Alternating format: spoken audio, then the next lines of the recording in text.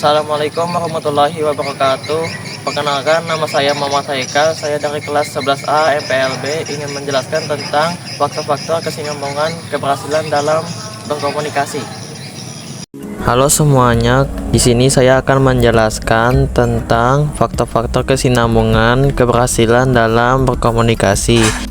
Faktornya yaitu faktor kepercayaan atau credibility, faktor penghubung atau konteks, faktor kejelasan atau clarity, faktor kepuasan atau konten, faktor kesinambungan dan konsisten atau community and consistency, faktor kemampuan pihak penerima atau capability of audience, faktor saluran pengiriman berita atau channels of distribution.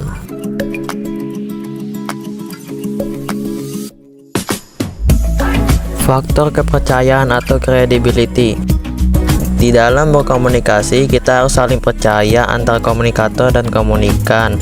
Apabila tidak terdapat unsur saling percaya, komunikasi tidak akan berhasil karena kepercayaan memainkan peran penting dalam hubungan baik antara komunikator dan komunikan.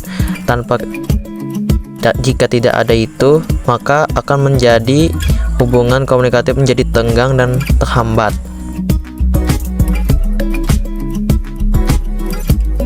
Faktor penghubung atau konteks. Dalam situasi ini, kita harus memainkan peranan penting dalam lingkungan fisik seperti tempat, waktu komunikasi, serta kondisi sekitar berupa kebisingan atau gangguan lainnya.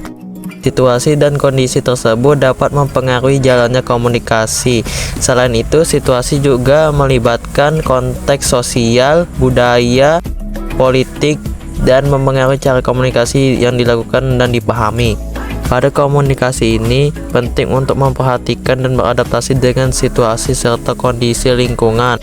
Hal ini mencakup kesesuaian memilih waktu dan tempat untuk memperhatikan faktor fisik yang mempengaruhi komunikasi.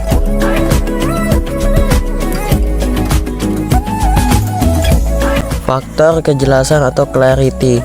Kejelasan merupakan hal yang paling penting dalam komunikasi dan mencakup beberapa aspek, yaitu kejelasan isi berita, tujuan yang ingin dicapai, serta istilah-istilah yang digunakan.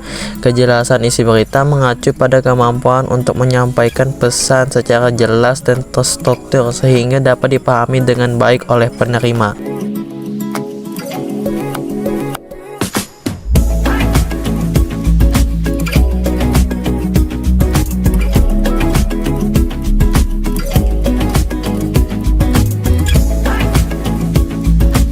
Faktor kepuasan atau konten. Komunikasi harus memberikan kepuasan bagi kedua belah pihak yang terlibat. Tingkat kepuasan dirasakan oleh komunikator dan komunikan ini menjadi tolak ukur keberhasilan. Untuk mencapai kepuasan dalam komunikasi, isi berita harus mudah dipahami oleh komunikan. Komunikator perlu menyampaikan pesan dengan jelas, terstruktur, dan menggunakan bahasa yang mudah dipahami.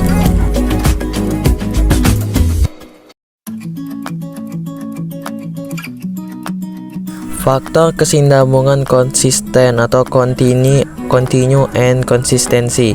Komunikasi dapat diartikan sebagai suatu proses berkelanjutan. Artinya, komunikasi yang disampaikan harus konsisten dengan informasi sebelumnya. Komunikasi yang berkelanjutan berarti interaksi antara komunikator dan komunikan tidak terjadi hanya sekali atau dalam satu kesempatan, tetapi dilakukan secara berulang-ulang. Komunikasi ini melibatkan pertukaran informasi, gagasan, atau pesan-pesan lainnya yang saling berkaitan.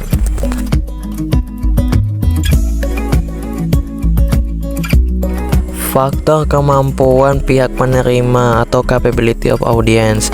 Pada proses penyampaian berita, penting untuk mengakomodasi kemampuan atau tingkatan pemahaman komunikan. Komunikator juga harus menggunakan bahasa atau ungkapan dan istilah yang dapat dipahami dengan mudah oleh komunikan sesuai tingkat pengetahuan atau latar belakang penerima.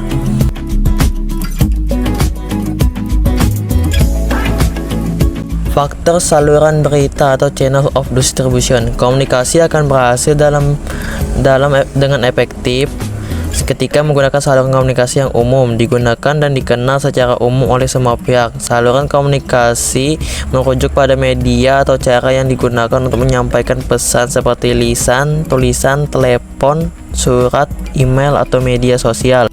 Apabila komunikasi yang digunakan sudah akrab dan umum dikenal oleh semua pihak, kemungkinan pesan akan lebih mudah dipahami dan diterima. Sekian dari saya, jika ada salah mohon dimaafkan. Wassalamualaikum warahmatullahi wabarakatuh.